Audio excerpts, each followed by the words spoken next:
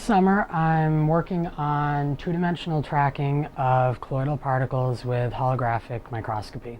Instead of looking at a traditional picture you would see from a microscope where you actually see an image of what you're studying, when you use a coherent light source like a laser and you shine that through a particle, whatever you're studying, it scatters the light, and by looking at the interference pattern between the scattered light and the reference light that isn't scattered, you can find a hologram, which from that hologram you can get three-dimensional data on your image, so you can reconstruct a 3D model with nanometer scale precision from this two-dimensional image. Well, it's never really been done much before, but what I'm doing is using this inverted microscope. We adapted it to work as a holographic microscope, and my goal was to replace the microscope stage with something that we could control by a computer.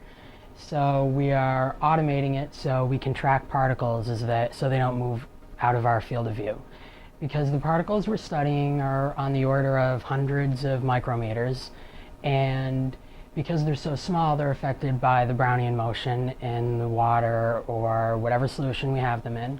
So over a period of time, on the order of a few seconds to maybe even a couple minutes, they will diffuse out of the frame and we'll lose what we're studying. And because we want to study such rare interactions between the molecules and between the particles, in order to do that, we have to study them for a long period of time because these reactions don't happen all the time.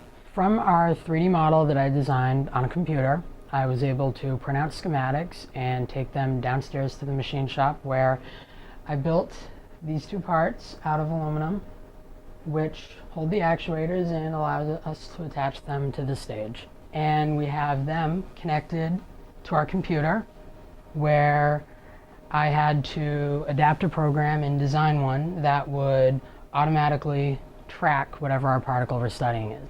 As we're gathering images and storing data, we're analyzing the same images in real time in order to keep our particle centered in the frame so it doesn't go out of view.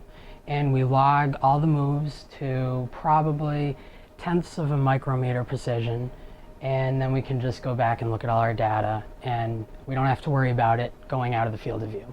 Similar projects have been done, but nothing with holographic microscopy that I'm aware of. But it's definitely not uncommon for an ENC student to be working in an REU program at Harvard. It's definitely happened before.